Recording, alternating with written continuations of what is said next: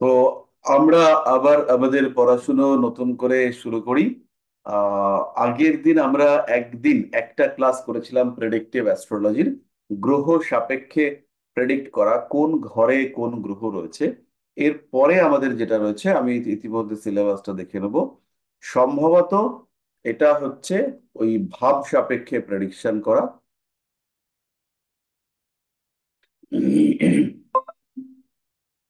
আমি একটুখানি সিলেবাসটা দেখে নেব ইতিমধ্যে।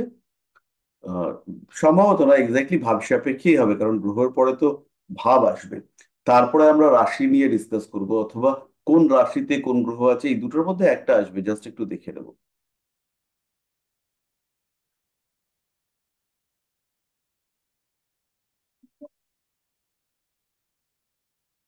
আর আপনাদের মধ্যে বেশ কিছু মানুষ, তাদের সঙ্গে কথা হচ্ছে, তারা কিন্তু প্রেডিকশনটা বেশ ভালো লেভেলে করতে পারছেন। হাউস লর্ড, আজকে আমরা করব অধিপতি সাপেক্ষে প্রেডিকশন। ভাব ভাব অধিপতি। তো ভাব, যে ডিফারেন্সিয়েশন, যে কোন ভাবে ঘটনাটা ঘটেছে বা কোন ভাবে কোনো একজন রয়েছে, আহ কোনো ভাবে কোনো একটা গ্রহ রয়েছে, সেই ঘরটাতে কোনো গ্রহ কেন নেই, ফাঁকা থাকার কারণে কিছু কি হচ্ছে, এই ব্যাপারগুলো নিয়ে আমাদের মধ্যে অনেক রকম কনফিউশন হয়েছে। আর তার সঙ্গে সঙ্গে ভাবের ডিস্ট্রিবিউশন, কোনো একটা ভাব কোথা থেকে কত পর্যন্ত, সেই বিষয়টা এখনো কিন্তু আমাদের সবার ক্ষেত্রে ক্লিয়ার হয়নি। তো ওটা আমাদের আস্তে আস্তে হবে, এরকম নয় যে বাকিরা শিখে গিয়েছে বলে সবাইকে শিখতে হবে। আমরা স্লোলি শিখবো, কোনো তাড়াহুড়ো করবার কোনো ব্যাপার নেই। তো আমরা শুরু করব একটা নিয়ে। উম উম উম উম। আমরা একটা কুণ্ডলী বার করি।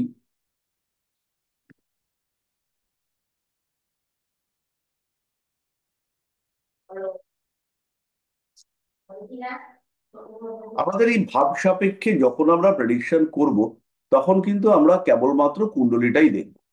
আমরা প্রেডিকশন করার ধাপে ধাপে এগোচ্ছি। খুব তাড়াহুড়ো করে যে কিছু একটা করে ফেলবো বা ধুপধাপ করে কিছু একটা হয়ে যাবে, এরকম ব্যাপার নয়। পার্ট বাই পার্ট আস্তে আস্তে শিখবো। তো আমাদের হচ্ছে ভাব সাপেক্ষে, আমি স্ক্রিনটা শেয়ার করি। একটা কুণ্ডলী আমি কোনো ক্রমে জোগাড় করে ফেলেছি। আর দেখুন, একটা কুণ্ডলীর মতো শেয়ার হয়েছে।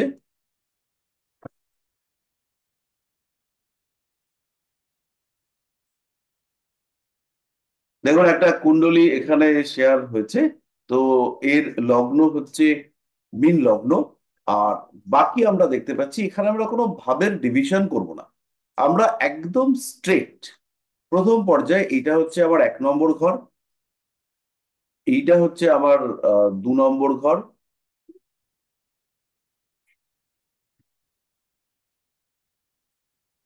এইটা 2 নম্বর ঘর, এটা 3 নম্বর।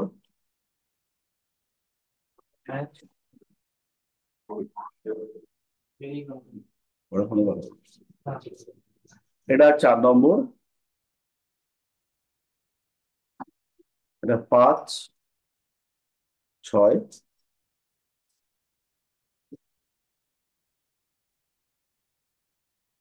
7,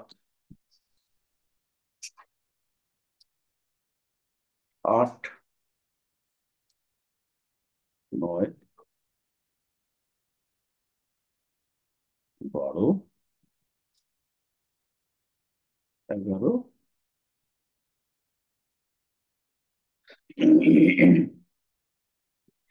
আজকে আপনারা যে প্রেডিক্টিভ স্কিল শিখবেন বা শিখছেন, এইটার ক্ষেত্রে এই প্রেডিক্টিভ স্কিল বা পদ্ধতি, এটা হচ্ছে ভুল পদ্ধতি। তো আমরা যেমন অল্প অল্প করে শেখা শুরু করি, তো এখানেও সেই পদ্ধতিতেই আমরা এগোবো। এবং একটা অদ্ভুত জিনিস হচ্ছে গিয়ে, মোটামুটি 90%, 90 কেন বলবো, 95-96% অ্যাস্ট্রোলজার, তারা এই পদ্ধতি ফলো করেন। যে লগ্নটা কোথায় রয়েছে, আর লগ্নে কোন গ্রহ রয়েছে, বা 3 নম্বর ঘরে কোন গ্রহ রয়েছে, তারা সরাসরি ঘরটাকেই ভাব হিসেবে ক্লিয়ার ট্রিট করেন। এই লগ্নটার ডিগ্রিটা আমি বলছি। তার একটু কাশির ওষুধ খেয়ে নিই। লগ্নের ডিগ্রিটা হচ্ছে এক্স্যাক্টলি 9 ডিগ্রি 53 মিনিট। তাহলে লগ্নের ডিগ্রি হচ্ছে 9 ডিগ্রি, এটাকে লিখে রাখি যারা একটু অ্যাডভান্স স্টাডি করবেন। তাহলে 9 ডিগ্রি 53 মিনিট। তাহলে এটা একদম, এটার থেকে যদি আমরা দেখি তাহলে কেতুটা মোটামুটি লগ্নভাব থেকে অ্যাকচুয়ালি বেরিয়ে গেছে। কিন্তু এখন আজকে আমরা কেতুকে লগ্নেই ধরবো। আজকে আমরা প্রেডিকশন করব কি নিয়ে? প্রেডিকশন করবার পদ্ধতি হচ্ছে হাউস লর্ড। তার মানে হচ্ছে আগের দিন আমরা করেছিলাম কি, তৃতীয় মঙ্গল মানে 3 নম্বর ঘরে মঙ্গল কি হতে পারে, বা 4 নম্বর ঘরে শুক্র বৃহস্পতি প্রচুর শান্তি আসতে পারে, এইটা আমরা আগের দিন করেছিলাম।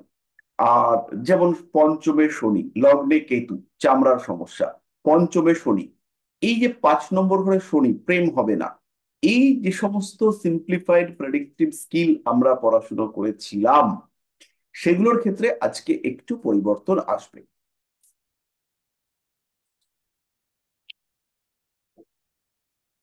তো এবার বিষয়টা একটুখানি বলি।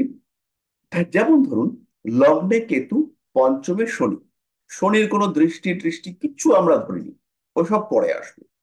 অবস্থান গ্রহটা এই ঘরটাতে করেছে, তার রেজাল্ট কি হতে পারে আমরা শুধু সেইটুকু দেখেছি, এরপরে কিন্তু আর কিছু দেখিনি। এবার ওই গ্রহটার উপরে কার দৃষ্টি রয়েছে, গ্রহটা কার নক্ষত্রে রয়েছে, ইত্যাদি ইত্যাদি দিকেই আমরা যাইনি। তো এই সমস্ত দিকে একেবারেই না গিয়ে আমরা একটা নর্মাল প্রেডিক্টিভ স্কিল করেছিলাম যে লগ্নে কেতু আছে, পঞ্চমে শনি আছে, তাহলে কি হতে পারে, এর মধ্যে বুদ্ধির অভাব ঘটতে পারে। এবার এই কেতু যদি ভালো নক্ষত্রে থাকে ভালো জিনিস ঘটতে পারে। শনি পঞ্চমে রয়েছে,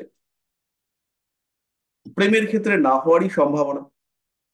কিন্তু যদি হচ্ছে গিয়ে ধরি আমরা একজন বয়স্ক মানুষের সঙ্গে, যার এজ অনেকটাই বেশি, সেই রকম লোকের সঙ্গে প্রেম হয়েছে, তাহলে তো পঞ্চমে শনি ভালো ফল দেবে, অসুবিধা কিছু নেই। শনি রয়েছে অশ্লেষা নক্ষত্রে, সেসবে আমরা পরে আসবো। বাট শনি পঞ্চমে রয়েছে, বয়স্ক মানুষের সঙ্গে প্রেম দিতেই পারে, তাই না? তাহলে শনিকে আমরা শুধুমাত্র একটা কোয়ালিটিতে ভাবা শিখেছি। এবার আজকে আমরা পঞ্চমে শনি রয়েছে, তাহলে কি হতে পারে এটা একটা প্রশ্ন করেছিলাম। আজকে আমরা প্রশ্ন করব অন্যভাবে, হাউস ওরিয়েন্টেড কোশ্চেন্স। তার মানে কি, যেমন প্রশ্ন হলো টাকা পয়সা কি হবে, তাহলে টাকা পয়সা দেখার জন্য আমি কোন কোন ঘর দেখব?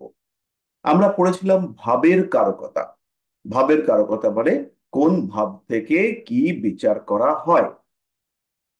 তাহলে যখন আমরা ভাবের কারকতা পড়ছি, তখন কোন ভাব থেকে কি বিচার করা হয় সেইটাকে ইমপ্লিমেন্ট করা আজকে আমরা শিখব। তাহলে যদি একজন এসে বলে যে আজকে কিন্তু আমরা একদম মুখ্য ভাবটা নিয়ে কাজ করব, একজন এসে প্রশ্ন করতে পারে চাকরি পাবো কিনা, তাহলে এখানে আমরা আজকে ভাবের সম্পর্ক খুঁজবো না, আজকে আমরা একটা ভাবকে নিয়ে ডিসকাস করব। তাহলে প্রথম কোশ্চেন হচ্ছে চাকরি পাবো কিনা, যে জব, একটু বড় করে দিই লেখাগুলো, চাকরি পাবো কিনা এটা হচ্ছে কোশ্চেন, এটা হচ্ছে জব। সেকেন্ড কোশ্চেন, টাকা পয়সা জমাতে পারবো কিনা।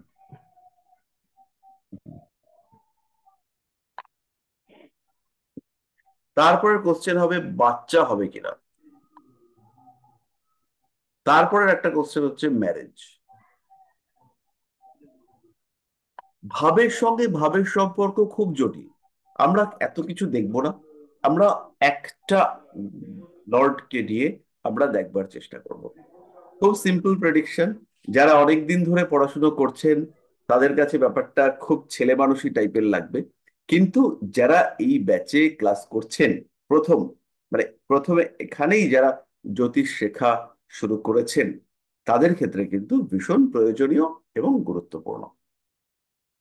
তাহলে জব, কত নম্বর ঘরকে আমরা দেখব?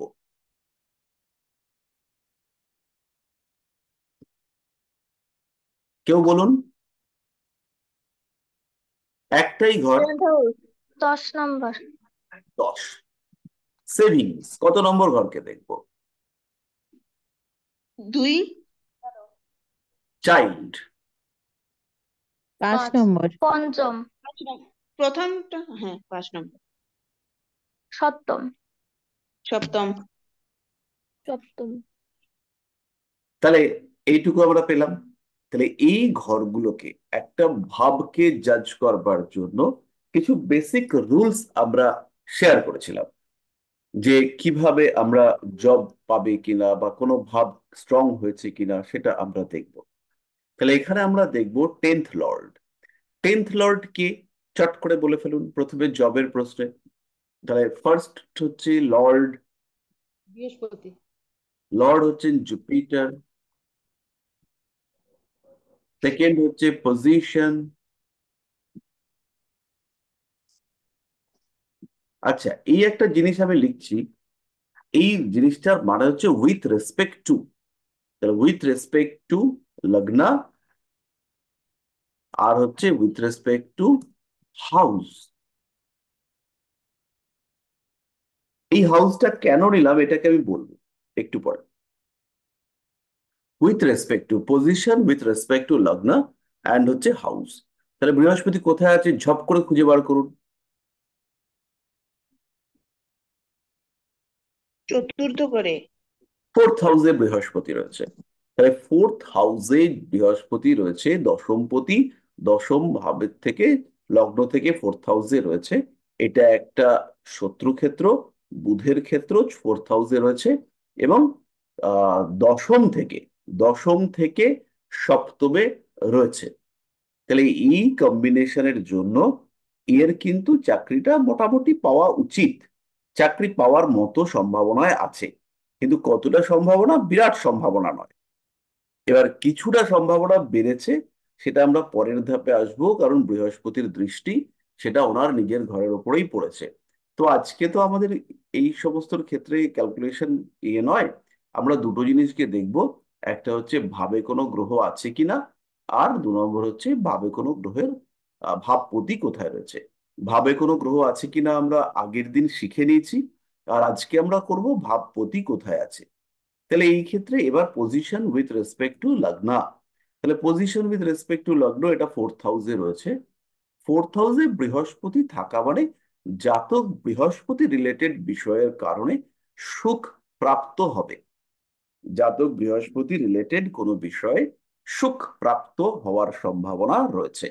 তাহলে বৃহস্পতি, সে 4 নম্বর ঘরটা হচ্ছে সুখের স্থান, সেখানে বৃহস্পতি রয়েছে। তাহলে সে সুখ প্রাপ্ত হচ্ছে, আমরা মোটামুটি স্যাটিসফাইড হতে পারি যে না, এ চাকরি বাকরি একটা পাবে, এবং চাকরি থেকে মানসিক শান্তি এর ক্ষেত্রে পাবে। এবং যে চাকরি নিয়ে দুশ্চিন্তা, চাকরি নিয়ে চাঞ্চল্য, সেগুলো হচ্ছে গিয়ে কমতে দেখতে পাওয়া যাবে। তাহলে এই দুটো জিনিস বলছে যে এই ব্যাপারটা মোটামুটি পজিটিভ। তাহলে এটাকে আমরা পাশ কাটিয়ে রাখি।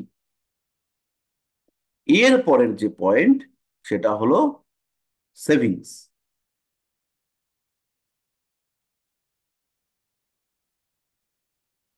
তাহলে সেভিংস এর ক্ষেত্রে আপনারা বলেছেন যে বিষয়টাকে আমরা বিচার করব কি দিয়ে, না বিষয়টাকে আমরা বিচার করব 2 নম্বর ঘর দিয়ে। তো ঠিক আছে, আমি আপনাদের কথাতেই আহ মেনে নিচ্ছি যে আপনাদের কথাটাই ঠিক, এবং যেহেতু আহ আপনারা বলেছেন সবাই মিলে, তো সেটা ঠিকই বলবেন। এবার আমরা চলে আসি সেভিংস। সেভিংস কোনো সময় ফোরও হয়। সেভিংস 11th হাউস হবে না স্যার? না, সেভিংস যদি হয়, সেভিংসটা সবসময় সেকেন্ড। কারণ সেভিংসটাকে আমরা কখনোই ল্যান্ড প্রপার্টি হিসেবে ট্রিট করি না। যদি সেটা ল্যান্ড হয়, ল্যান্ড তো সেভিংস নয়। সেভিংস মানে টাকা পয়সা জমেছে, ল্যান্ড হচ্ছে প্রপার্টি, ইমুভেবল প্রপার্টি। এবার ধরুন ল্যান্ডেরও একটা পার্ট রয়েছে, সেটা হচ্ছে জমির কিছু কাগজপত্র আছে, যেটা প্রুফ করবে যে আপনি জমিটার অধিকারী, বা আপনি জমিটার ডিল করবার অধিকার ভোগ করেন। তাহলে এই যে কাগজপত্র, সেই কাগজপত্র কিন্তু সেকেন্ড। আপনি বিয়ে করলেন, লিখেছেন ম্যারেজ, সেভেন্থ। কিন্তু বিয়ে করবার সঙ্গে সঙ্গে আপনি যে দলিলটা পাবেন যে অমুকের সঙ্গে অমুকের বিয়েটা হলো, সে ব্যাপার দুজনে মিলে ফেঁসে গেল, এই যে দলিল যেটা আপনি পেলেন, এই দলিলটা হচ্ছে কিন্তু সেকেন্ড হাউস। তাহলে আমাদেরকে বিয়ে হচ্ছে কি হচ্ছে না সেক্ষেত্রে যখন আমাদের ভাব কম্বাইন করা হয়, ভাবকে জুড়ে আর কি ব্যাপারটা করা হয়, তখন সেখানে 2 7 11 কম্বিনেশন দেখা হয়। কারণ হচ্ছে গিয়ে সমস্ত কিছু যখন একটা ইভেন্ট হবে তখন একটা এই ইভেন্চুয়াল ডকুমেন্টেশন এইটা আমরা চিন্তা ভাবনা করি, এবং সেই কারণে এখানে কিন্তু একটা 2কে নিয়ে নেওয়া হয়। এনিওয়ে, যখনই আমাদের সেভিংস আসবে তখন কিন্তু আমরা 2কে নিচ্ছি। এইবার একজন মানুষ ঘরের মধ্যে বেডরুমে একটা সিন্দুকের মধ্যে টাকা রাখে এবং তার সেই টাকাটা সিন্দুক থেকে চুরি গেল। তাহলে এইবারে এই যে চুরি যাওয়া, এটা কিন্তু 6 নম্বর ঘরটা ইনভলভ হবে। তাহলে কিন্তু শুধু 2 6 ইনভলভ হবে না, বেডরুমটা হচ্ছে ফোর্থ। এই বেডরুমটা হচ্ছে ফোর্থ। তাহলে বেডরুমের ঘরে সিন্দুকটা ছিল, সেই সিন্দুক থেকে চুরি গেছে, এখানে কিন্তু ফোর্থ ইনভলভ হবে। এবারে এই যে বেডরুমের বেড, সেইখান থেকে বেডটাকে যখন আমরা বিচার করব তখন সেটা ফোর্থ। বেডে শুয়ে ভালো ঘুম হচ্ছে কিনা, বেডে কমফোর্টেবল জার্নি হচ্ছে কিনা বেডে, সেটা কিন্তু আমাদেরকে দেখতে হবে কোত্থেকে, তখন হচ্ছে 12। তাহলে যখন আমরা বিছানা এবং ঘুম দুটোকে বিচার করব, ভালো বিছানাতেও অনেকের ঘুম হয় না। আর কিছু কিছু পাপী লোক আছে, তারা হচ্ছে কি শুলে পড়েই ঘুমিয়ে পড়ে, বসে ঘুমিয়ে পড়বে। হ্যাঁ, মাথায় জুতো দিয়ে ঘুমিয়ে পড়ে, যে মাথা কিছু দেওয়ার জায়গা নেই, জুতোটা পাতলো ঘুমিয়ে পড়লো, জুতোটা পা থেকে খুললো মাথার তলায় পাতলো ঘুমিয়ে পড়লো। আমার কাছে এরকম লোক আছে, আমার খুব পরিচিত লোক, তো সে কথা আমি বলছি না। তো এবার তো সেই ক্ষেত্রে কিন্তু বেড এবং কমফর্ট এই দুটোকে যখন দেখা হবে তখন কিন্তু 4 আর 12 দেখতে হবে। তো অত সব জটিলতার মধ্যে আমরা যাব না। সিম্পল যদি ওয়ার্ড আসে savings, then the house involve, that is 2। তাহলে সেকেন্ড হাউস থেকে আমরা সেভিংস এর ক্যালকুলেশন করব।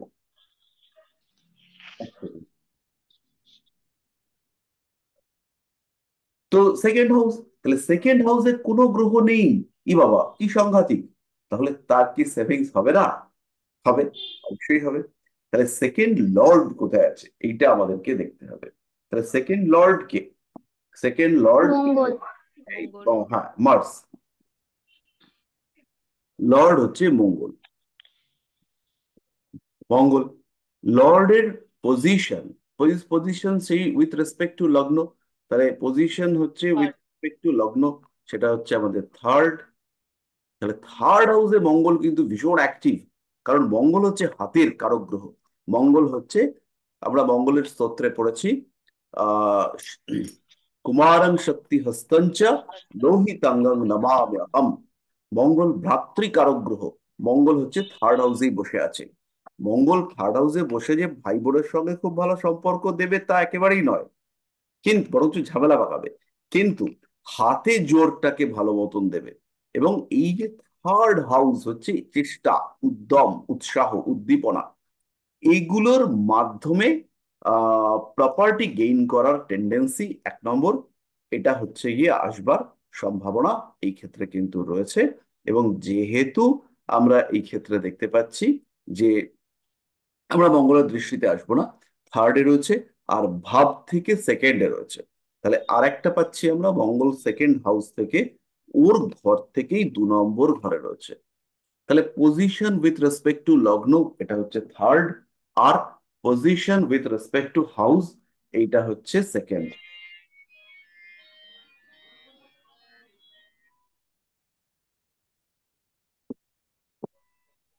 Position with respect to house হচ্ছে সেকেন্ড, 2 নম্বর ঘরে বসে আছে, শুভ মঙ্গল, অসুবিধা নেই এক্ষেত্রে। আর লগ্ন থেকে বসে আছে থার্ডে, তার জন্য নিজের চেষ্টায় সঞ্চয়, অর্থপ্রাপ্তি ইত্যাদি দেখতে পাওয়া যায়। তবে এই ক্ষেত্রে মোটামুটি আমরা অল্প বিস্তর নিশ্চিন্ত হতে পারি যে খুব বড় সমস্যা এখানে থাকছে না, টাকা পয়সা ভালোই হবে। আর কিছু যদি আমরা না দেখি, এই ক্ষেত্রে আরো কিছু রয়েছে। এই চার্টটা দেখে আমরা সিম্পলি বলতে পারি যে এই মানুষটা নিজের প্রচুর অর্থ, স্ব উপার্জিত অর্থ প্রচুর নষ্ট করবেন জমি জায়গা তৈরি করতে গিয়ে, কিংবা কোনো কু অভ্যাসে, বা কোনো পারিবারিক কোনো ব্যাড হ্যাবিট, কিংবা পারিবারিক কোনো লোন মেটানোর জন্য এর ক্ষেত্রে সমস্যা দেখতে পাওয়া যাবে, প্রচুর টাকা পয়সা নষ্ট হবে, এর সঞ্চয়ের ক্ষতি হবে। এসব আমরা পরে আসবো, ওসব আমাদের এখন দরকার নেই। নেক্সট পয়েন্ট হচ্ছে চাইল্ড, বাচ্চা। এবার চাইল্ড এই ক্যালকুলেট করবার জন্য আমাদেরকে দেখতে হবে ফিফথ লর্ড পঞ্চমপতি অষ্টমে রয়েছে। তাহলে পঞ্চমপতি অষ্টমে রয়েছে আর পঞ্চমে রয়েছে শনি। তাহলে এইবার এই ক্ষেত্রে আপনি বলবেন যে পঞ্চমে শনি এই কোন ঘরের ফল দেবে। শনির তো দুটো ঘর, একটা হচ্ছে 11 নম্বর ঘর আর একটা হচ্ছে 12 নম্বর ঘর। এই দুটো শনির ঘর কুম্ভ আর মকর। তাহলে শনি এখানে কোন ঘরের ফল দেবে?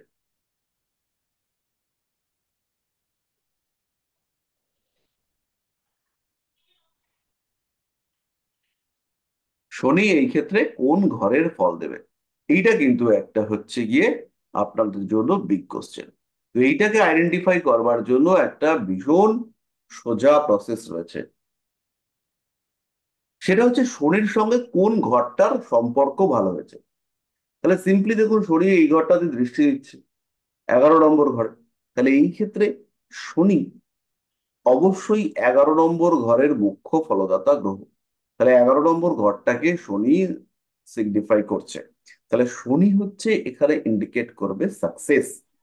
আর কি, শনি ইন্ডিকেট করবে তার সাধারণ জ্ঞান অনুযায়ী বিলম্ব। কারণ শনি তো নর্মালি লেটের কারক গ্রহ। তাহলে পঞ্চমে শনি থাকা মানে হচ্ছে গিয়ে সন্তানের ক্ষেত্রে দেরি হবে। আর পঞ্চমপতি অষ্টমে থাকা মানে সন্তানের ক্ষেত্রে জটিলতা হবে, কিছু অর্থ ধ্বংস হতে পারে, কমপ্লিকেশন আসতে পারে।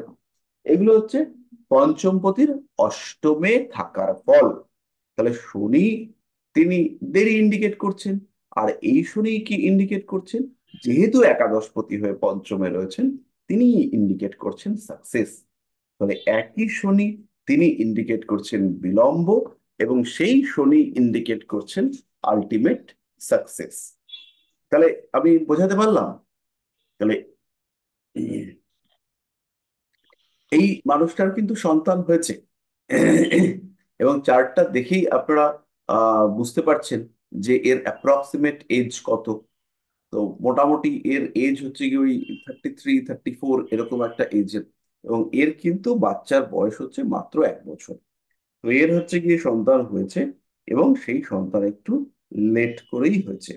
তো সে হোক, তাতে আমাদের অসুবিধা নেই, কারণ শনি এক্ষেত্রে আমাদেরকে প্রমিস দিয়েছে যে যেহেতু একাদশপতি এই ক্ষেত্রে রয়েছে, তার জন্য আমরা একটা প্রমিস পেয়েছি যে বাচ্চা আলটিমেটলি হবে, দেরি হবে, এবং সেখানে কিছু না কিছু কমপ্লিকেশন থাকবে। তাহলে মোটামুটি এই জায়গাটা আপনাদের ক্ষেত্রে পরিষ্কার। তাহলে চাইল্ড হবে এবং চাইল্ড হয়েছে।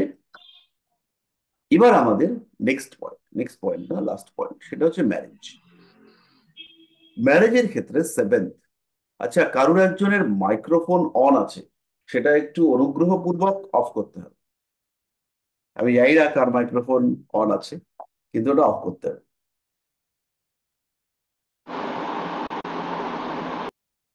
ওরে বাবারে। আচ্ছা,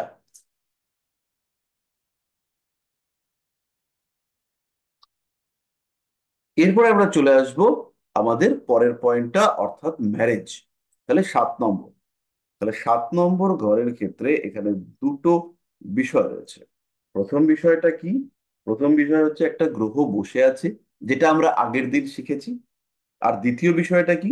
সেটা হচ্ছে ভাবের অধিপতি তিনি একটা জায়গায় রয়েছেন। তাহলে ভাবের অধিপতিকে আমরা দেখতে পাচ্ছি। ভাবের অধিপতি তিনি হচ্ছেন, বলুন, বুধ। বুধ। আর ভাবে যিনি বসে আছেন তিনি হলেন রাহু।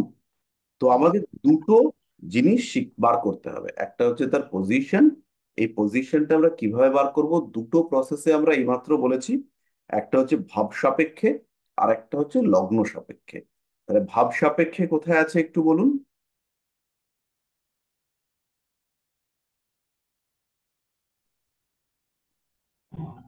6,000। ভাব সাপেক্ষে, ভাব,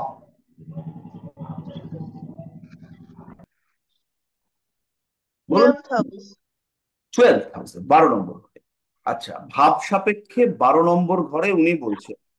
আপনাদের কারুর কি এটা বুঝতে অসুবিধা হলো? না না স্যার, বুঝে গেছি। না স্যার, আমার একটু অসুবিধা হয়েছে, ভাব হ্যাঁ, সাপেক্ষে ব্যাপারটা exactly. একটু। যাদের বুঝতে অসুবিধা হচ্ছে তারাই রিপ্লাই করবেন। যারা বুঝতে পেরেছেন তারা হচ্ছে গিয়ে, তারা তো বুঝতেই পেরেছেন। তাহলে আপনি কোন কোন ভাব ইনভলভ, কোন কোন ভাব না, কোন কোন ঘর ইনভলভ, সেগুলোকে আপনি একটু মার্ক করুন। আমি মার্ক করে দেখাচ্ছি।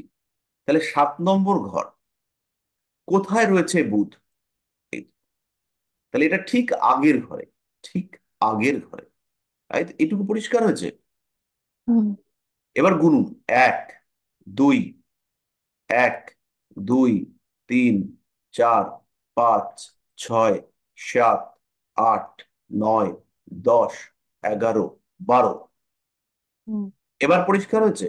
হ্যাঁ হ্যাঁ, এবার বুঝতে পেরেছি। আচ্ছা, আরো যদি কারোর বুঝতে অসুবিধা হয় তাহলে একদম লজ্জা না করে সুদেষ্ণা ম্যাডামের কাছ থেকে জেনে নেবেন। তাই তো? কিছু বলে না? স্যার, আমার বোঝানোর থেকে আপনার বোঝানো তো আরো না, সুন্দর। আপনাকেই বোঝাতে হবে, কারণ পড়াশোনাটা তখনই কমপ্লিট হয় যখন আপনি সেটা ট্রান্সফার করতে পারেন। শিক্ষা তখনই সম্পূর্ণ হয় যখন আমরা সেটাকে আরেকজনকে শেখাতে পারি, পরের প্রজন্মকে দিতে পারি। আচ্ছা, হ্যাঁ তা। এইবার হচ্ছে গিয়ে, তাহলে ভাব সাপেক্ষে আমরা পেলাম দ্বাদশে। পছন্দ হলো না? 12 নম্বর তো, 6, 8, 12 দুস্থান আমরা শিখেছি। তাহলে এবার লগ্ন সাপেক্ষে গুনবো। গোনা হোক।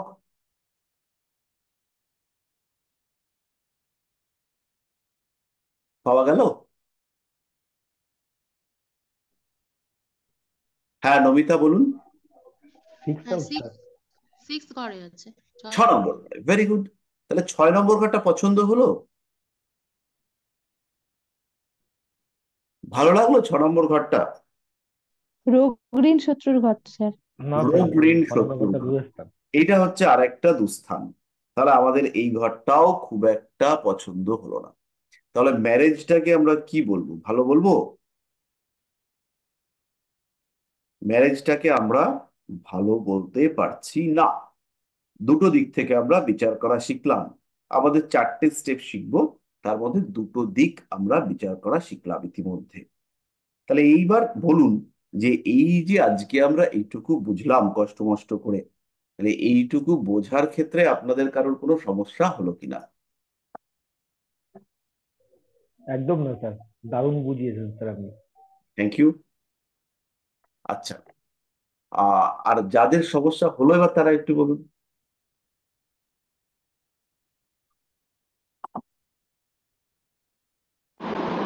স্যার আমার একটু হলো, আরেকবার একটু বোঝাবেন, ভাবের সাপেক্ষেটা একটু অসুবিধা হচ্ছে, বুঝতে একদম। পারছি। তাহলে আমরা আরেকটা করি। আমরা খেয়াল রাখছি যে রাখি ম্যাডামের বুঝতে অসুবিধা হয়েছে। আমরা আরেকটা উদাহরণ নিই, নিয়ে সেটা নিয়ে আমরা একটু নিজেরা নিজেরা ডিসকাস করি। কারণ এবার আপনারা অ্যাস্ট্রোলজার, মানে এই মুহূর্তে আপনারা আর শিক্ষার্থী থেকে জ্যোতিষের দিকে, মানে প্রফেশনাল অ্যাস্ট্রোলজারের দিকে এগোচ্ছেন। তাহলে এবার ক্লাস কিন্তু হবে ইন্টারঅ্যাক্টিভ। তো এই যে ইন্টারঅ্যাক্টিভ পার্ট, এখানে আমরা সবাই কথা বলবো, ভালো লাগবে। কিন্তু মানে একজন বলা শেষ করলে আরেকজন, এটা সিস্টেমেটিক্যালি বলতে হবে, না হলে সর্বনাশ হয়ে যাবে। কাজে একটা মজার চার্ট দেখাই। আহ আমাদের মধ্যে একটা ইয়ে আছে, জন্মকুণ্ডলিতে গ্রহরা যদি বলবান হয় তাহলে আমরা ভালো রেজাল্ট পাই। তো আজকে আমরা একটা মজার চার্ট দেখাবো। আমি নিয়ে আসছি চার্টটা, একটু লগ্ন ডিগ্রিটা দেখি। 12 ডিগ্রি। তো চার্টটা আপনারা দেখুন, লগ্নটা হচ্ছে 12 ডিগ্রিতে আছে, সেটা একটু লিখে দিই। এবার এই চার্টটা দেখুন। চার্টটা দেখলে পরে যারা একটু আধটু দেখতে পারেন তারা দেখবেন যে ও বাবা, শুক্র তুঙ্গ হয়ে আছে, মঙ্গল দশমপতি তুঙ্গ, কি সাংঘাতিক ব্যাপার। বৃহস্পতি একাদশপতি দশমে, রবি তুঙ্গ, সপ্তমপতি তুঙ্গ। ভদ্রলোকের বয়স একটু আন্দাজ করার চেষ্টা করতে পারেন? শুধু দেখবেন শনিটা কোথায় আছে। শনি এখানে আছে। এবার শনির এখান থেকে এক পাক ঘুরেছে ঘুরে এখানে এসছে, আর দ্বিতীয় পাকে ঘুরতে ঘুরতে এখানে এসছে। তাহলে এক পাকে হচ্ছে 30 বছর গেছে, আর আরেক পাকে 30-এর থেকে 7.5 বছর কম গেছে। স্যার মানে 53-54 হবে। 52-53। হুম। তাহলে এবার রবি তুঙ্গ হয়ে আছে, বাবা, মানে বিশাল ব্যাপার। ভদ্রলোক বেচারা বিয়েই করতে পারেনি, এখনো বিয়ে হয়নি, আজকে দেখাতে এসছে। এবং প্রফেশনে ভদ্রলোক, তাকে আমরা দেখে ভাবছি দশমে বৃহস্পতি বসে আছে, কিন্তু আমরা দশম পতিকে ভুলে গেছি। কিন্তু দশমে বৃহস্পতি এখানে ফল দিতে পারেনি, কিন্তু দশমপতি দ্বাদশে থেকে ফল দিয়ে দিচ্ছে। ভদ্রলোক হচ্ছে গিয়ে চাকরি করে একজন ডক্টরের ড্রাইভার। এই চার্ট দেখে বলা, মানে নেক্সট টু ইম্পসিবল বলা যেতে পারে, কিন্তু তার জন্য হচ্ছে কি অন্তত 3 ঘন্টা এই চার্টের উপরে চর্চা করতে হবে। বলা যাবে না বলবো না, কারণ বলা পসিবল, কিন্তু আমি হচ্ছে কি কতটুকু বলতে পেরেছি, এই ভদ্রলোককে যেটা বলতে পেরেছি যে টাকা পয়সার মারাত্মক সমস্যা, আর হচ্ছে গিয়ে আপনি কিছুতেই আপনার পছন্দের চাকরি করতে পারছেন না। তো এই জায়গাটাতে হচ্ছে গিয়ে যেটা বলতে, এইটুকুর কারণ হচ্ছে কি টাকা পয়সার সমস্যার কারণ হলো এতগুলো তুঙ্গ গ্রহ। এইটা নিয়েই কাজ করছিলাম, যে জন্মকুণ্ডলিতে যদি একাধিক তুঙ্গ গ্রহ থাকে, তাহলে হচ্ছে গিয়ে জন্মকুণ্ডলীটা ফল দিতে পারে না, নিষ্ফলা হয়ে যায়। তাহলে এইরকম কুণ্ডলী সেটা নিয়ে কাজ করছিলাম বলে হঠাৎ করে মনে হলো যে এর জীবনে কিছু করে উঠতে পারেনি। কিন্তু এই কুণ্ডলী কারোর কাছে নিয়ে গিয়ে ফেললে তার পক্ষে বলা অসম্ভব যে কিছু করতে পারেনি বা কিছু হবে না, এটা জাস্ট জাস্ট হচ্ছে গিয়ে ইম্পসিবল। তো এই কুণ্ডলীটাতে আমরা দেখবার চেষ্টা করব, সেটা হচ্ছে প্রথম হলো এডুকেশন,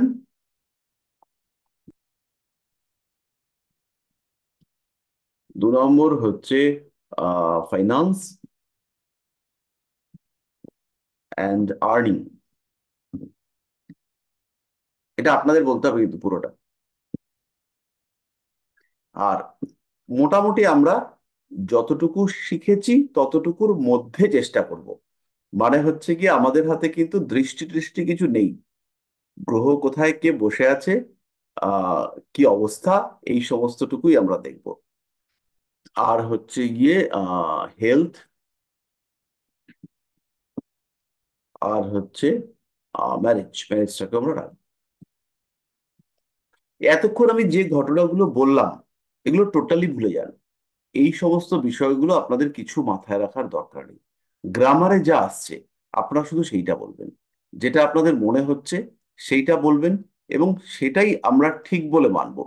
কার জীবনে কি হয়েছে, জীবনে অনেক কিছু ঘটতে পারে, কোন গ্রহ কোন সময় কেমন রেজাল্ট দিয়েছে সেসব নিয়ে আমাদের কিচ্ছু ভাবনা চিন্তা নেই। গ্রামার যেটা বলছে, যেটা বলে আপনারা হচ্ছে গিয়ে শিখেছেন, শুধুমাত্র সেইটা বলুন। কোন রকম যা শুনলেন এগুলো মাথায় রাখার কোনো দরকার নেই। সেগুলো মাথায় না রেখে নর্মালি হচ্ছে গিয়ে ঘটনাগুলো কিরকম ঘটতে পারে সেই রকম নিয়ে আপনারা বলার চেষ্টা করুন। প্রথমে হচ্ছে গিয়ে বলবো আমরা ম্যারেজ, সরি এডুকেশন। যদি আপনাদেরকে বলা হয় একটাই ঘর যেটার সঙ্গে এডুকেশনকে কোরিলেট করা যাবে, তাহলে কোন ঘরটাকে বলবেন? এডুকেশনের জন্য আমরা একটাই ঘর পাবো, তাহলে কোন ঘরটা এডুকেশন? 5th। 5। আচ্ছা, আর কেউ কিছু বলবেন? স্যার 4th হাউস ছোটবেলার পড়াশোনার জন্য। 4th house, very good. আর কেউ কিছু বলবেন? দ্বিতীয় ঘর তো হয়। স্যার উচ্চ বিদ্যার জন্য 9th হাউস। উচ্চ বিদ্যার জন্য 9th হাউস। প্রাথমিক একদম মানে প্রি প্রাইমারি এডুকেশনের জন্য 2nd হাউস, সবই হয়। আর কেউ কিছু বলবেন? স্যার 8th হতে পারে যদি পিএইচডি বা কোনো এই রিসার্চ তো হতে পারে যদি পিএইচডি করতে চান, ভেরি গুড। তাহলে যদি আপনাদেরকে এত কিছু আমরা জানলাম, 2, 4, 5, 8, 9, তো এইবার সবার একটা সর্বসম্মতিক্রমে একটা ঘর তো আমাদের চাই। তাহলে সেই ক্ষেত্রে একটাই ঘর যেটা এডুকেশনের ক্ষেত্রে আপনি বিচার করতে পারেন, তাহলে আপনি কোন ঘরটাকে নেবেন?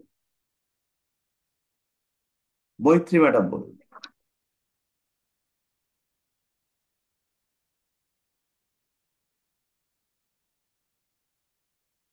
আচ্ছা, তুমি শুনতে পাইনি। সৌমেন বাবু বলুন। Fifth house sir, fifth house.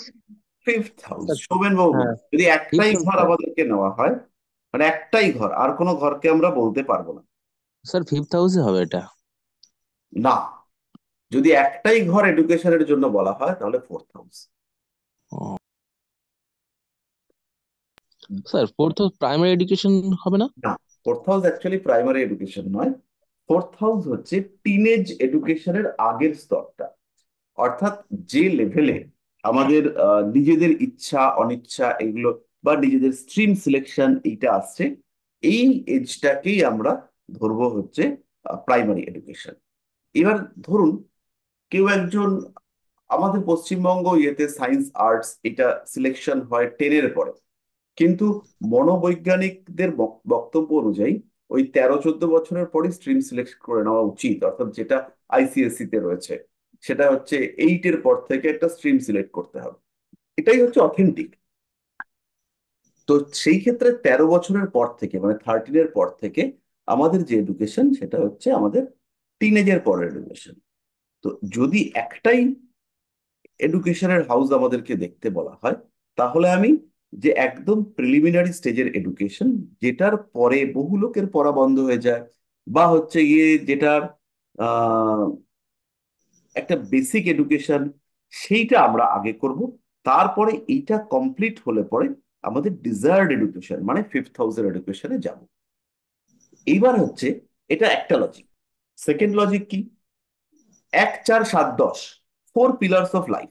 1, 4, 7, 10 যাদেরকে আমরা বলেছি কেন্দ্র।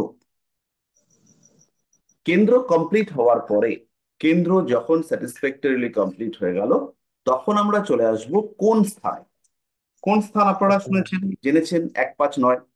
তার মানে কেন্দ্রগুলো হচ্ছে আমাদের জীবনের বেস, আমাদের ফান্ডামেন্টাল লাইফের পিলার।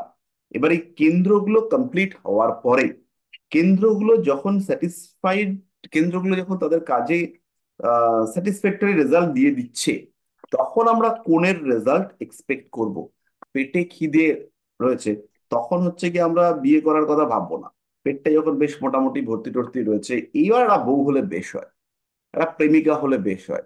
বিয়ে করেছি, পয়সা কড়ি একদম নেই, তাহলে তখন আমরা সন্তানের কথা ভাববো না। আমরা কি করব?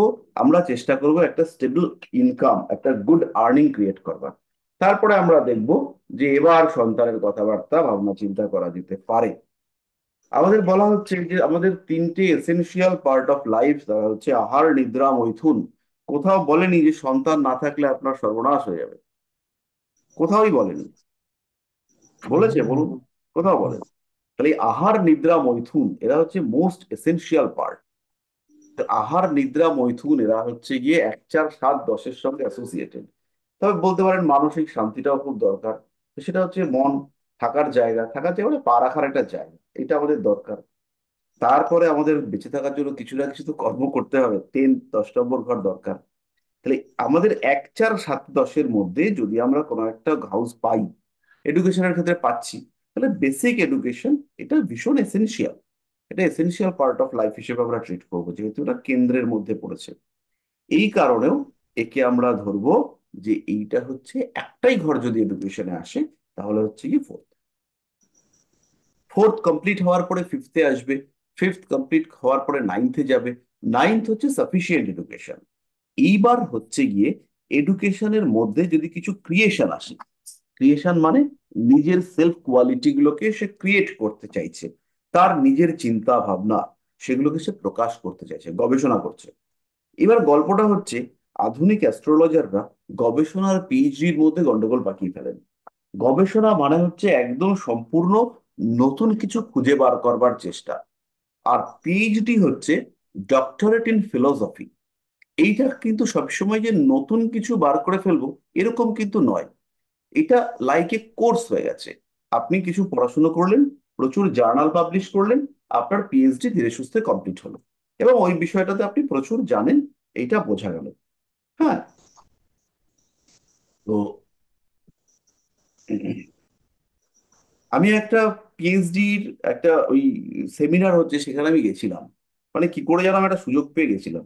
তো সেইখানে আমি দেখলাম সেখানে টপিক হচ্ছে কি বেশ একটা ইউজার্স ইন্টারফেস বা এরকম একটা কিছু। এবার সেখানে আমি অনেকক্ষণ শোনা টোনার পরে বুঝতে পারলাম ইউজার হচ্ছে গিয়ে সেই সমস্ত মানুষ যারা বই নিয়ে পড়াশোনা করেন। তো এরকম হচ্ছে আমার অবস্থা।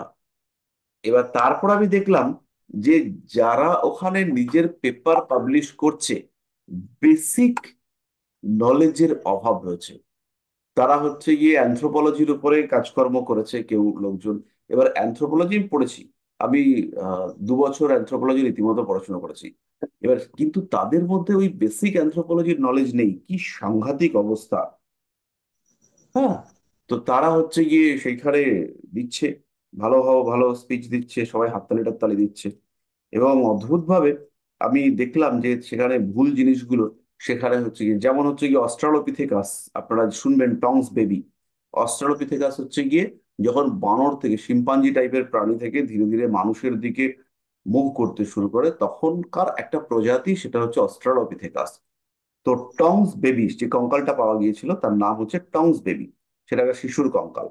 তো এই টংস বেবি এটা হচ্ছে অস্ট্রালোপিথেকাসের একটা উদাহরণ। তো সেইখানে হচ্ছে গিয়ে অস্ট্রালোপিথেকাসকে অন্য একটা গোষ্ঠীতে পাঠিয়ে দিয়েছে। ভাবলাম এ বাবা, কি রে! তখন আমি বুঝলাম যে পিএইচডি ব্যাপারটা যে খুব একটা, পিএইচডি মানে যে খুব একটা সাংঘাতিক ব্যাপার ভাবতাম, সেরকম একটা ব্যাপারটা নয়।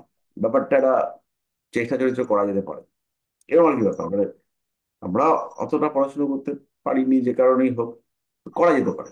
তো এনিওয়ে, তাহলে এইবার এই যে 8 হাউসের এডুকেশন, এটা হচ্ছে মাইন্ড, মনের হচ্ছে ভেতর থেকে একদম নতুন কিছু উদ্ভাবন করা।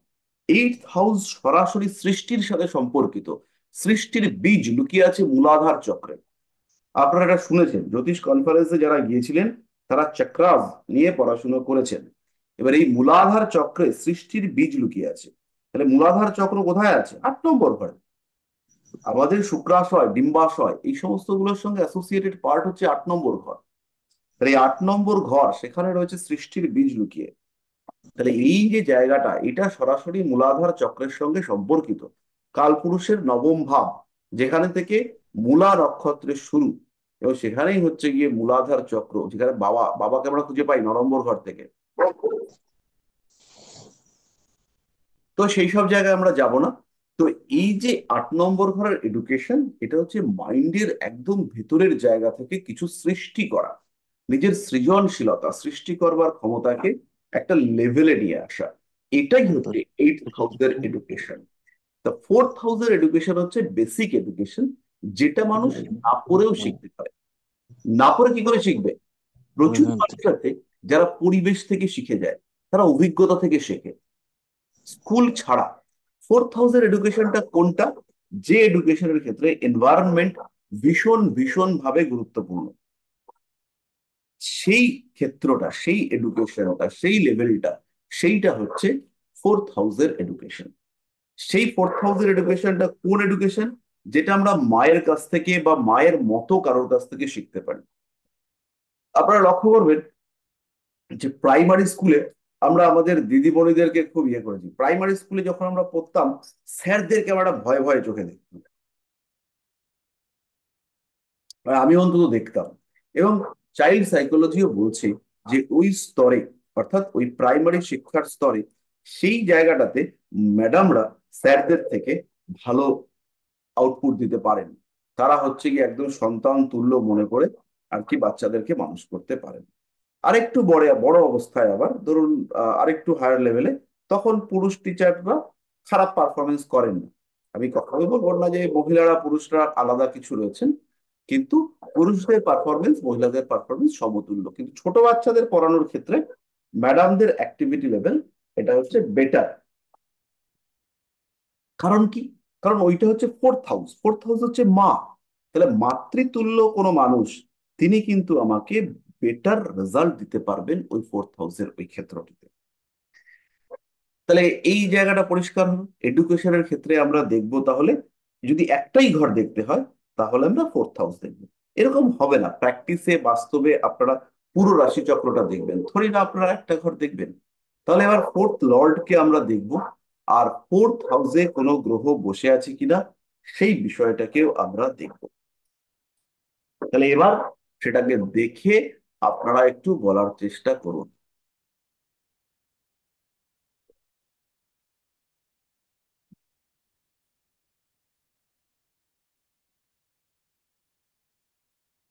বলবেন।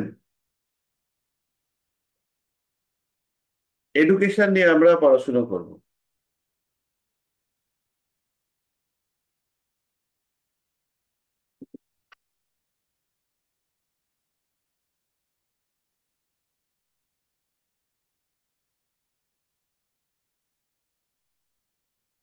কেউ বলবেন না? তন্ময়। হ্যালো। হ্যাঁ। আচ্ছা আমি বলছি, ট্রেনে ছিলাম নামলো। ও আচ্ছা আচ্ছা, না না না না না, ছেড়ে দাও, তুমি বলতে পারো, পরে বলবে তুমি। আমি এই ঢুকছি, বাড়ি ঢুকছি, আর 5 মিনিটের মধ্যে ঢুকছি, 10 মিনিটের মধ্যে রাস্তায় আছি। ঠিক আছে। আচ্ছা, অন্য কেউ? স্যার ফোর্থ হাউসের লর্ড তো শুক্র। শুক্র এই ঘরে শুক্র আছে সেকেন্ড হাউসে। হ্যাঁ, শুক্র সেকেন্ড হাউসে আছে। তারপরে ফোর্থ হাউসে কোনো গ্রহ নেই, শুক্র সেকেন্ড হাউসে রয়েছে। আর ফোর্থ হাউস থেকে ফোর্থ হাউস থেকে একাদশে আছে স্যার। একাদশে আছে। তাহলে ফলে ফোর্থ হাউস থেকে একাদশে শুক্রের উচ্চস্থ হয়ে আছে। উচ্চস্থ হয়ে আছে। ফলে ওভারঅল এই জিনিসটাকে আমরা বলবো এটা একটা ভালো কম্বিনেশন, এবং এইখানে এই লোকটার পড়াশুনো দিব্যি ভালো হবে। আমাদের গ্রামার এটাই বলছে, যদি আমরা একটাই ঘর পাই, বাকি যা হয়েছে যা না হয়েছে ওসব নিয়ে আমাদের ভাবার দরকার নেই। তো আমাদের গ্রামার বলছে চতুর্থপতি তুঙ্গ হয়ে আছে, এবং চতুর্থপতি দ্বিতীয় রয়েছে, চতুর্থের একাদশে রয়েছে। এই কম্বিনেশন হচ্ছে খুব ভালো কম্বিনেশন, এবং এই কম্বিনেশনের পজিটিভ রেজাল্ট এই জাতক পাবে, এবং অবশ্যই পাবে।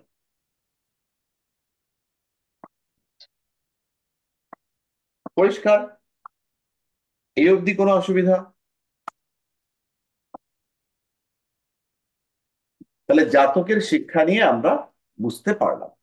তো এরপরে আপনারা হচ্ছে গিয়ে ফাইন্যান্স এবং আর্নিং এই ব্যাপারটাকে নিয়ে একটু ভাবুন। এখানে একটু জটিলতা আছে, আপনারা এই ব্যাপারটাকে একটুখানি বলবার চেষ্টা করুন।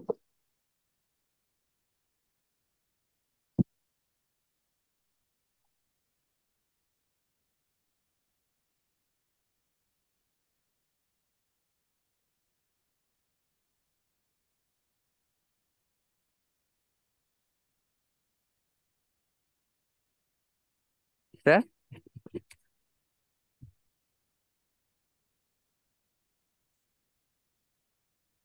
স্যার শুনতে পাচ্ছেন?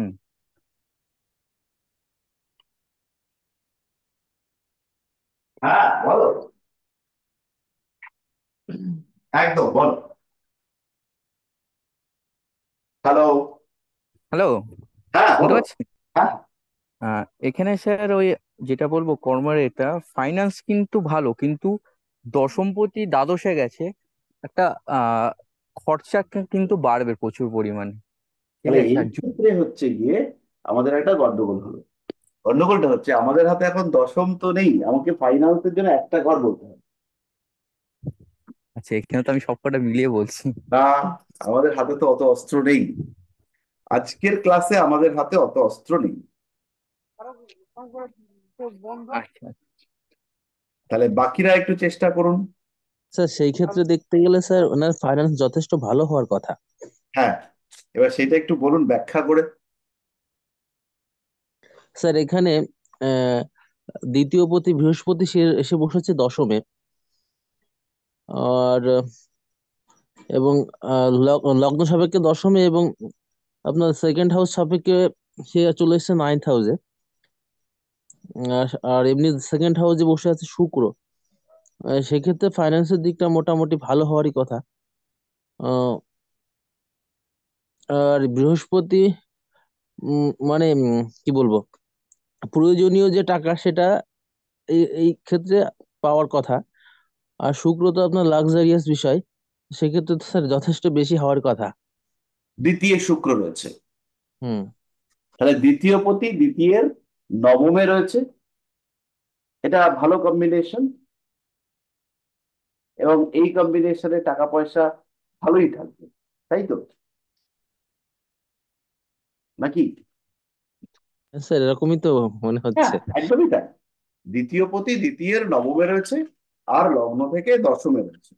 তাহলে লগ্ন থেকে দশমে রয়েছে, এর ফলে যেটা ঘটবে সেটা হচ্ছে এ আর কি, যে টাকা পয়সাগুলো আয় করবে সেটা কর্মের মাধ্যমে আয় করবে। কারণ বৃহস্পতি এক্ষেত্রে একাদশপতি। এইবার একটা গন্ডগোল,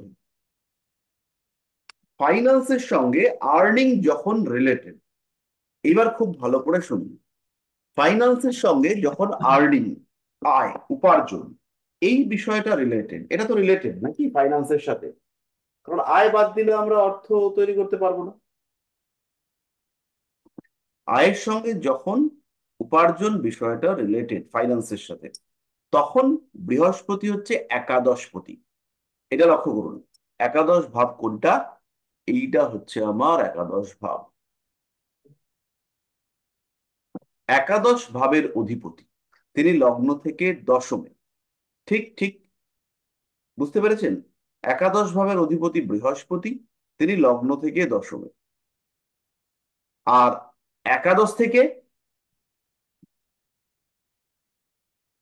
দ্বাদশে। কারোর থেকে দ্বাদশে আছে। দ্বাদশে। তাহলে একাদশ ভাবের অধিপতি একাদশ থেকে দ্বাদশে। এবার এই যে একাদশ ভাবের অধিপতি তিনি একাদশ থেকে দ্বাদশে চলে গেলেন, তাহলে এইবার কিন্তু একটু নেগেটিভিটি ক্রিয়েটেড। যা এতক্ষণ আমরা পড়াশুনো করেছি তাতে ওনার যে আর্নিং, উপার্জন, সাফল্য, সেই জায়গাটা কিন্তু গন্ডগোল হলো। এই বিষয়টা কি বুঝতে পারলেন মোটামুটি? স্যার কেন গন্ডগোল হলো এটা তো বুঝতে পারলাম না। দ্বাদশ মানে কি? তা- দ্বাদশ ব্যয়। বুঝে স্থান, ব্যয়। হুম। ব্যয় ব্যয়। স্থান, খারাপ স্থান, অশুভ স্থান, ইত্যাদি ইত্যাদি, তাই না? হুম হুম। তাহলে এইবার যখন কোনো একটা ঘরের অধিপতি সে নিজের ঘর থেকে 12 নম্বর ঘরে চলে গেল, তাহলে সেই ক্ষেত্রে সে তো নিজেই দুর্বল হয়ে গেল, বা সেই ঘরটাকে সাপোর্ট দেওয়ার ক্ষমতা সেটা কমে গেল। কিরকম ব্যাপারটা? ধরুন আপনি আপনার বাড়িতে রক্ষাকর্তা বা সেনাপতি, আপনি, তাহলে হুম এইবার বাড়িতে ঝামেলাতে আপনাকে বার করে দিচ্ছে, তাহলে এবার আপনি কি করে রক্ষা করবেন? আপনি তো বাইরে। হুম। বাইরে মানে হচ্ছে দ্বাদশে, বিদেশে।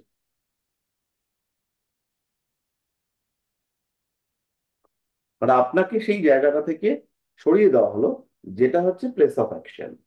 তাহলে যে কোনো ঘরের অধিপতি সেই ভাব থেকে যদি দ্বাদশে থাকে, তখন কিন্তু সেই ভাব অনুযায়ী সেই ভাবপতির ফলদান ক্ষমতা নষ্ট হয়।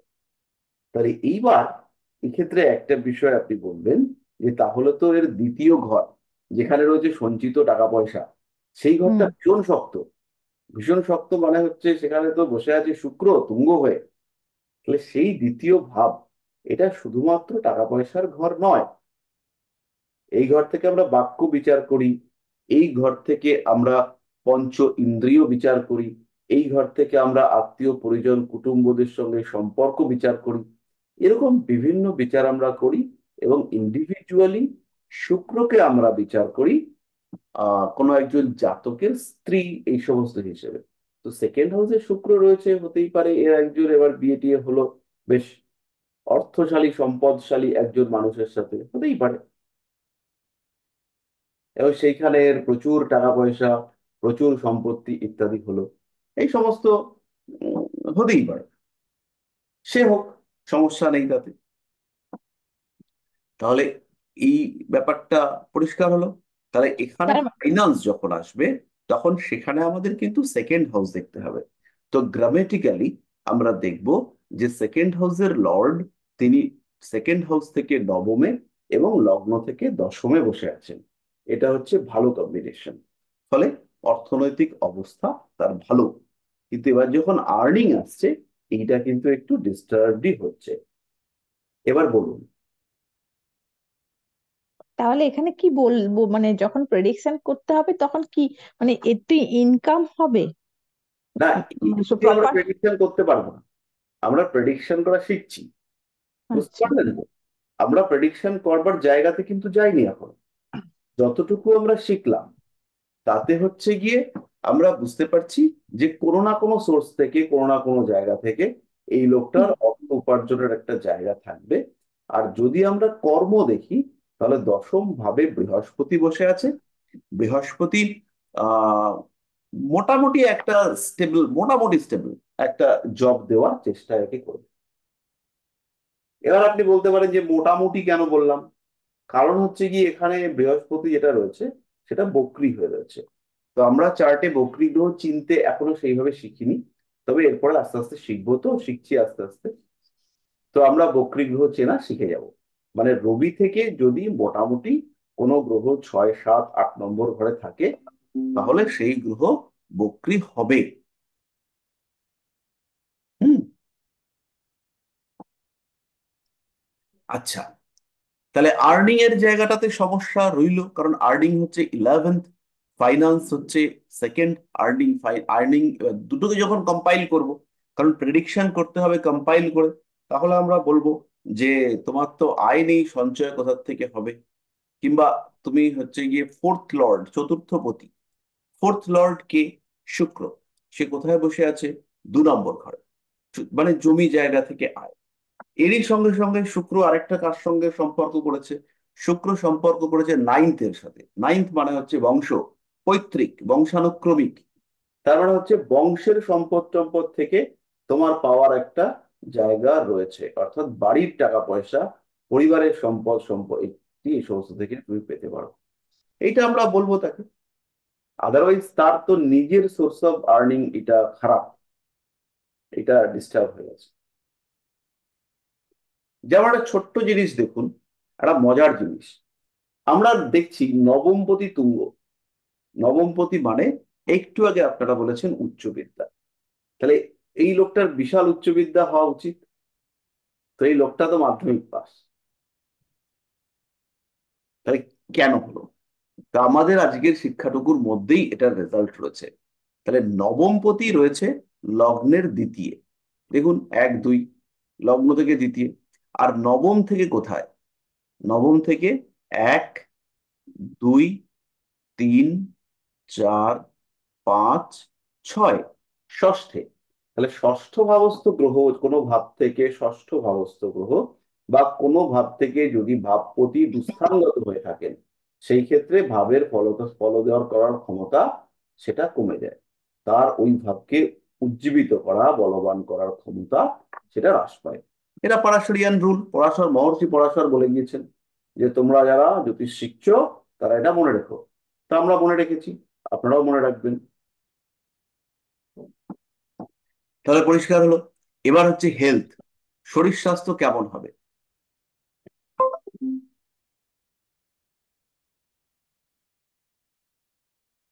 শরীর স্বাস্থ্য কিরকম হতে চলেছে এবার এটা প্রেডিক্ট করার চেষ্টা করুন আপনারা।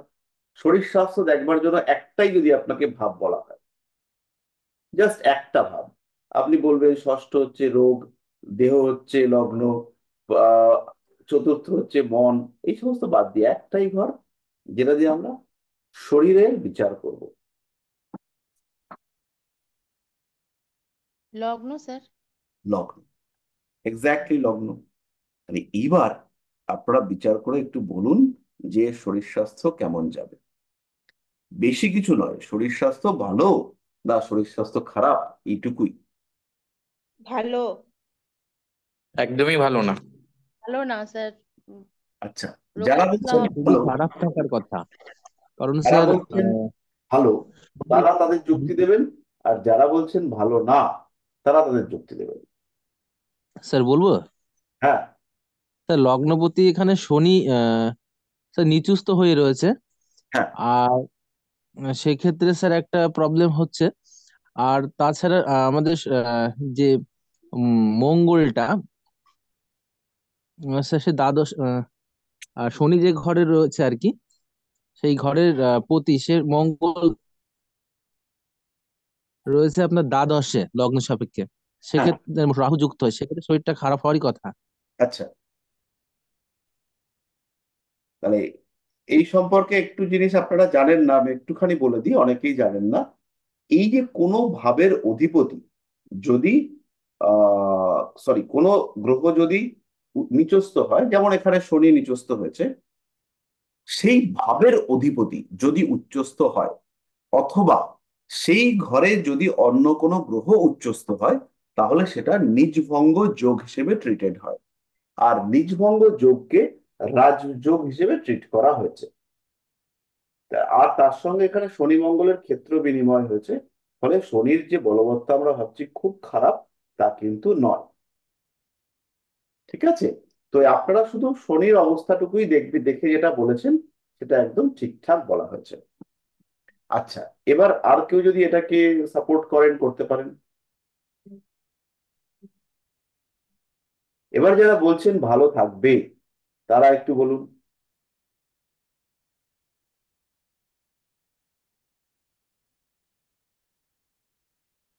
আর যারা যারা একদম চুপ করে রয়েছেন, তাদের কিন্তু আমি আচ্ছা দুহাত নেব, আমি বলে রাখলাম। এখন এখন কিছু বলছি না, কিন্তু পরে হচ্ছে গিয়ে অফলাইন ক্লাস করি তাদেরকে ধরবো।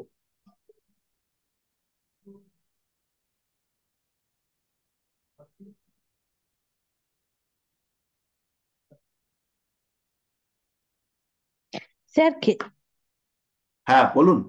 স্যার ক্ষেত্র বিনিময় যোগ হলে কি নেগেটিভিটা নেগেটিভ? নেগেটিভিটিটা অনেকটাই কমে, সাধারণত আচ্ছা, অনেকটাই কমে। তাহলে এক্ষেত্রে তো ভালো থাকারই কথা। এক্ষেত্রে ভালো থাকার কথা, এটা ঠিক কথা। কিন্তু এই যে ক্ষেত্র বিনিময়ের গ্রামার, সেটা তো এখনো পর্যন্ত আমাদের শেখানো হয়নি। হুম। সুতরাং এই মুহূর্ত আমরা যা ক্যালকুলেশনের মধ্যে রাখবো, সেখানে এই ক্ষেত্র বিনিময় ব্যাপারটাকে আনবো না। হ্যাঁ, তাহলে শনি নিচস্থ আছে সেই হিসেবে আমরা ধরে নেবো যে হেলথ খারাপ হবে। হ্যাঁ, এক্স্যাক্টলি। হেলথ হচ্ছে গিয়ে আমাদের যতটুকু গ্রামার আমাদেরকে দেওয়া হয়েছে, সেই অনুযায়ী যদি আমরা প্রেডিকশন করি, তাহলে এই লোকটার হেলথ খারাপ হবে। স্যার হ্যাঁ, এখানে শনি নিচস্থ, রবি কিন্তু আবার উচ্চস্থ আছে। সেটাই তো বললাম, সেক্ষেত্রে বললাম না, আহ নিজভঙ্গ রাজ্য। নিজভঙ্গ যুক্ত হবে, তার সাথে মঙ্গল আবার উচ্চস্থ, তাহলে তো অবশ্যই ভালো হওয়ার এটাও কথা। হচ্ছে কি ভালো হওয়ার কথা। সেটা হচ্ছে গিয়ে মানে সত্যি সত্যি যদি আমরা দেখি, লোকটা বিশাল স্বাস্থ্যবান, এবং লোকটার যে 52 বছর 53 বছর বয়স, ওকে দেখে বোঝা যাচ্ছে না। ওর ওর হচ্ছে গিয়ে একটাই যে আমার বিয়ে হবে কিনা, একটাই বিগ কোশ্চেন, যে আমার বিয়ে হবে কিনা। তো এবার স্যার কি বললেন আপনি? বিয়ে হওয়া কঠিন। এবার ওর এই বয়সে এসে সুন্দরী মহিলা প্রয়োজন, তা এই কি করে হবে? এবার ঘটনাটা হচ্ছে গিয়ে বিয়ে হওয়া মুশকিল। তো আমি এত এইভাবে বলতে পারি না যে বিয়ে হবে না, তাহলে সঙ্গে সঙ্গে আরেকজনের কাছে গিয়ে বলে, উনি বলে যে বিয়ে হবে না, দেখুন তো হবে কি হবে না, কি করে বিয়েটা করিয়ে দেওয়া যায়। তো আমি বললাম, বিয়ে করবার জন্য আপনাকে একটু প্রমিস করতে হবে, সরি, একটু কম্প্রোমাইজ করতে হবে। এবার কথা হচ্ছে, এই চার্টের মধ্যে একটা যোগ রয়েছে, এটা একটু বলি। এই যে যোগটা, এইটা হচ্ছে শনির সঙ্গে রবির যোগ, দেখতে পাচ্ছেন? মোটামুটি কাছাকাছি, খুব ক্লোজ, খুব ঘনিষ্ঠ সংযোগ না হলেও মোটামুটি কাছাকাছি হিসেবে এদেরকে ট্রিট করা যায়, তাই না? এটা কি বিষ যোগ তো তাহলে? হ্যাঁ, বীজযোগ তো ঠিক আছে, কিন্তু এই যোগটা জেনারেলি ইন্ডিকেট করে যে এর বিয়ে হবে না। রবি শনি সংযোগ বিবাহের পরিপন্থী। এই সমস্ত যোগে এদের মধ্যে একটু একা থাকার টেন্ডেন্সি দেখতে পাওয়া যায়, কখনো এদের মধ্যে এদের চিন্তা ভাবনা সংকীর্ণতা দেখতে পাওয়া যায়, কখনো এদের এত ইগো প্রবলেম থাকে যে এরা বিয়েই করে না, এরকম বিভিন্ন টাইপের দেখতে পাওয়া যায়। এইবার এই চার্টটার ক্ষেত্রে স্পেশালি একটা গল্প দেখুন। যদি লগ্নের সঙ্গে সপ্তমের যোগ হয়, তাহলে সেটা ইন্ডিকেট করে যে বিয়ে হবে। কারণ লগ্ন মানে আমি, সপ্তম মানে আমার ওয়াইফ বা আমার হাজবেন্ড যিনিই হন না কেন, তাহলে লগ্নের সাথে যখন সপ্তমের কম্বিনেশন হলো, তার মানে হচ্ছে এদের একটা বিয়ে হওয়ার সম্ভাবনা তৈরি হতে গেল, তাই না? তাহলে এইবার এই চারটার ক্ষেত্রে কিন্তু এখানে একটা বড় জটিলতা আছে। তাহলে গ্রামেটিক্যালি যদি আমরা বলি, তাহলে এর বিয়ে হওয়ারও যেমন যোগ রয়েছে, তেমনি বিয়ে না হওয়ারও যোগ রয়েছে। এবং একই যোগ একদিকে ইন্ডিকেট করছে ন্যাচারালি বিয়ে হবে না, আর একদিকে সেই যোগই ইন্ডিকেট করছে যে বিয়ে হবে। কি অদ্ভুত না কম্বিনেশন! স্যার, আমি এই বিয়ে হবে না আর যোগটা ঠিক বুঝতে পারলাম না। রবি এবং শনি এরা দুটোই হচ্ছে গিয়ে বিয়ে কম্বিনেশন, মানে একসাথে থাকা, এর হচ্ছে গিয়ে পরিপন্থী গ্রহ, টাইপটা আলাদা। মানে মানে যে যেভাবে যে গ্রহতেই থাক, মানে যে রাশিতেই থাক, এই হ্যাঁ, একই রেজাল্ট আছে। আচ্ছা। যেমন ধরুন রবি, রবি মানে সূর্য, সূর্যের বউয়ের গল্প জানেন তো? সূর্যর হুম সূর্যের হাত থেকে বাঁচতে নিজেকে জঙ্গলে পালিয়ে গেছিল, আর একটা মহিলাকে নিয়ে এসে নিজের মতো দেখতে একটা মহিলাকে অ্যারেঞ্জ করে সে পালিয়ে গেছে। হুম বলেছিলেন। তার নাম হচ্ছে ছায়া। ছায়া। হুম এই এই যে একা থাকবো, রবির দিকে আপনি তাকাতে পারি? পারি না, রবির দিকে তাকালেই সর্বনাশ। তাহলে এবার এই যে রবির দিকে তাকাতে পারছি না, মানে রবিকে আমি আপন করতে পারছি না, স্বামী বা স্ত্রী এটা তো আপন করার যোগ, মানে আপন হতে হুম হবে। তাহলে এবার এই রবি বা শনি যদি 7 নম্বর ঘরের সঙ্গে অ্যাসোসিয়েটেড হয়, তাহলে কি হবে? তাহলে হচ্ছে কি স্বামীর সঙ্গে স্ত্রীর বনিবনা হবে না, ইগোর কারণে। এবার কি হবে? এবার একটা বলছি, রবি হচ্ছে কি পাওয়ার, অথরিটি। দেখা গেল যে লোকটাকে আপনি বিয়ে করলেন, সে হচ্ছে রাজ্যপাল, কিংবা সে হচ্ছে এমন একটা বিশাল হাইফাই লেভেলের চাকরি করে, ধরুন পুলিশ কমিশনার, সেগুলো তো সব রবি। তাহলে এর সঙ্গে আপনার বিয়ে টিকছে, কিন্তু উনি, ওনার সঙ্গে আপনার থাকার সময় হচ্ছে না, উনি ওনার মতন ব্যস্ত আছেন, আপনি আপনার মতন ব্যস্ত আছেন। হুম হুম। বুঝতে পারলেন?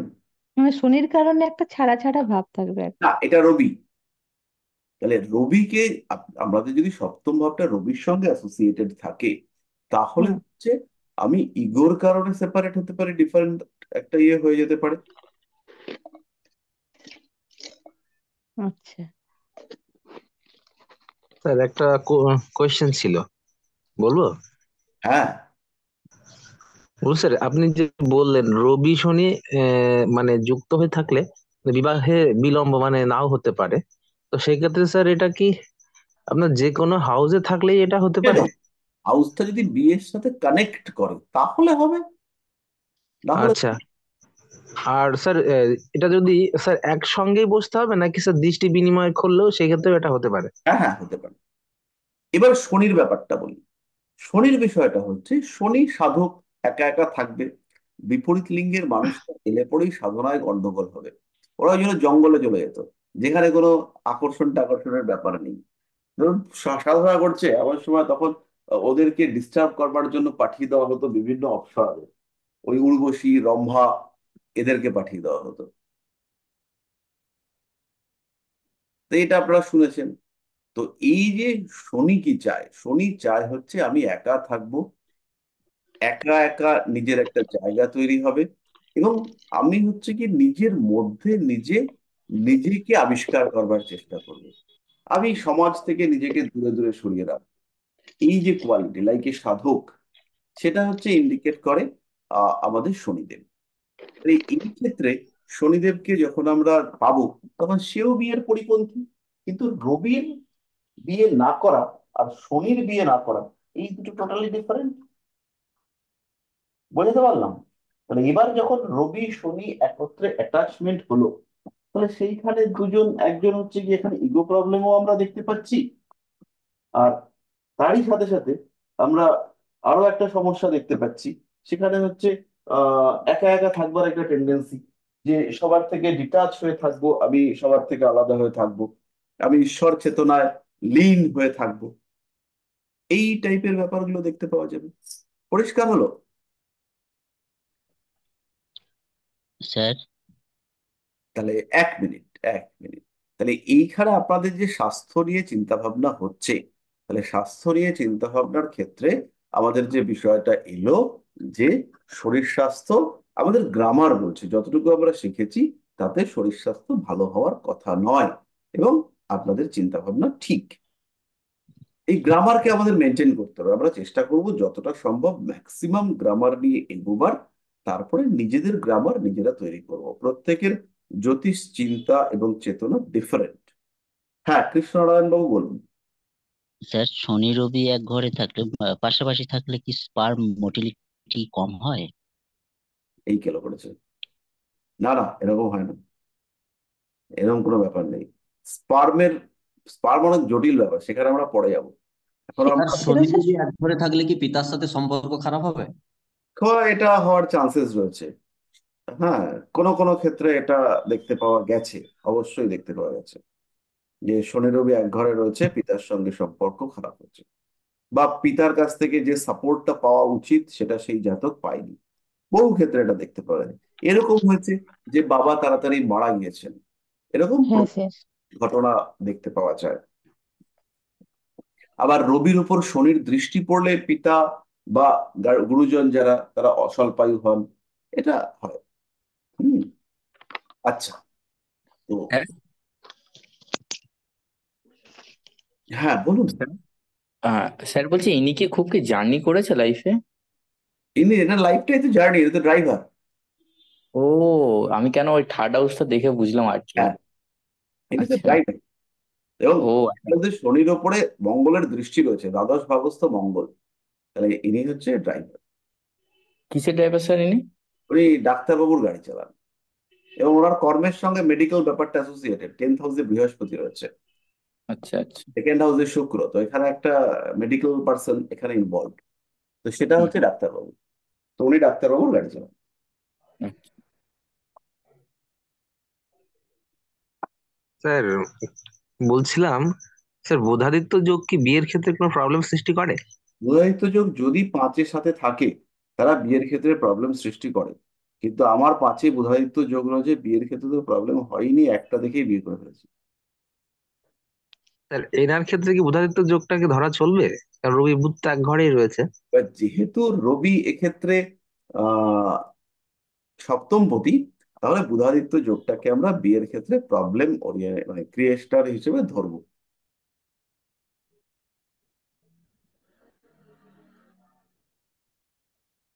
তাছাড়া এখানে দেখুন সপ্তম ভাবের সাথে রাহুর সরাসরি সম্পর্ক হয়নি, শুক্রের কোনো সরাসরি সম্পর্ক হয়নি, এগুলো দরকার।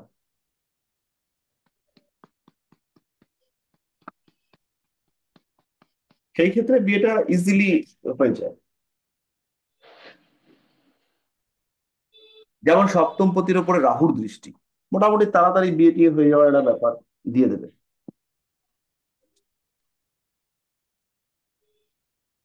আচ্ছা, আমরা মোটামুটি শেষের দিকে চলে এসেছি আজকে পড়াশুনোর। এবার আমাকে বলুন, সেটা হচ্ছে ম্যারেজ। ম্যারেজের ব্যাপারে আপনাদের কি মতামত? তো হয়েই গেল আমাদের ম্যারেজ, এত কথা বলতে বলতে আমাদের ম্যারেজ হয়ে গেল। এবার যারা একদম নতুন শিখছেন তাদের কি মতামত তারা একটু বলুন। যতটুকু আজকে শিখেছেন সেইটুকুর উপরে বেস করে ম্যারেজের যা চিন্তা ভাবনা আমরা পেলাম সেই বিষয়টিকে একটু ডিসকাস করার চেষ্টা করি।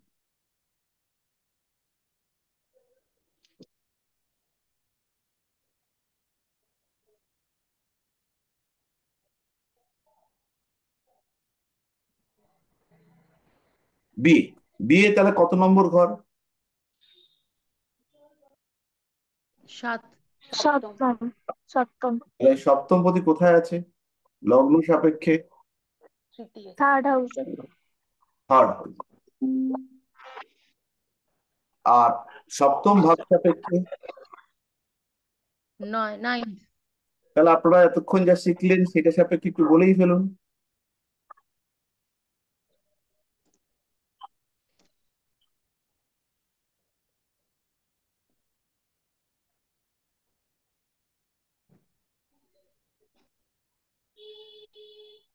বিবাহ জীবনটা ভালো লাগছে না খারাপ লাগছে? 9th-এ রয়েছে, তৃতীয় রয়েছে, এগুলো তো ভালো ঘর, তাই বিয়ে। অশান্তি স্যার, অশান্তি। রবি আছে। রবি আছে। রবি থাকার কারণে অশান্তি রয়েছে। বিয়ে হয়নি অবশ্যই, এটা একটা ব্যাপার, মানে বাস্তবে হচ্ছে গিয়ে এটা কোনো বিয়ে হয়নি। এবার এই তৃতীয় রবি সাধারণত এদের যে চাহিদা বিয়ে টিয়ে ব্যাপারগুলো নিয়ে, সেটা একটু হাইফাই করে দেয়। এইটা একটা যন্ত্রণা, যে ওর যে কোয়ালিটি এই সেই আন্দাজে না দেখে, ও তো বয়স করো 53 বছর বয়সে এখন যদিও 27-28 বছরের মহিলাকে পছন্দ করে, তাহলে সেটা তো আর কি, মানে এটা তো একটা চাপের ব্যাপার না। 500 টাকা দিয়ে কালকে 61 বছরের একজন বিয়ে করতে চাইছে আমার কাছে। না, 61 বছরের একজন বিয়ে করতেই পারে, তাতে অসুবিধা নেই, কিন্তু তাকে তো আহ, দেখতে হবে যে আমি বিয়ে করতে আদৌ পারি কিনা, আমার বিয়ে করবার জন্য আমি এলিজিবল কিনা, মেন্টালি ফিজিক্যালি, এগুলো তো তাকে ভাবতে হবে। স্যার কাঞ্চন মল্লিক যে করে নিল। কাঞ্চন বলি তো সেলিব্রিটি, ওরা তো করবেই।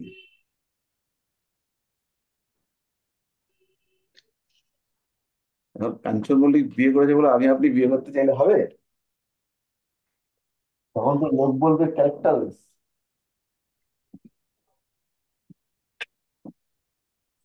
তো যাই হোক না কেন, এটা আমাদের বিবাহিত জীবনে আমরা যদি গ্রামারে দেখি, তাহলে সপ্তম ভাবে কোনো গ্রহ নেই, 1 নম্বর কথা। সপ্তম পতি তৃতীয় বসে আছে, আর সপ্তম পতি তৃতীয় বসে থাকলে পরাশরের নিয়ম অনুযায়ী সদ্বংশে বিবাহ হয়। এবার এই ক্ষেত্রে যেটা হচ্ছে, ওর নিচের থেকে সদ্বংশ মানে বেটার কোয়ালিটি, তো সপ্তম পতি তৃতীয় থাকার কারণে ও নিজের কোয়ালিটি অনুযায়ী হাই কোয়ালিটির মহিলা খুঁজছে। আর এই ক্ষেত্রে আরেকটা জিনিস দেখতে পাওয়া যায়, সেটা হচ্ছে গিয়ে সপ্তম পতি তৃতীয় থাকলে সপ্তমে অর্থাৎ বিয়ের পরে ভাগ্য উন্নতি ঘটতে দেখতে পাওয়া যায়।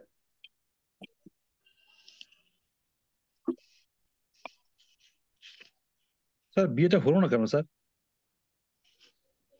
ওই যে রবি শনি বুধ চন্দ্র এই কম্বিনেশন,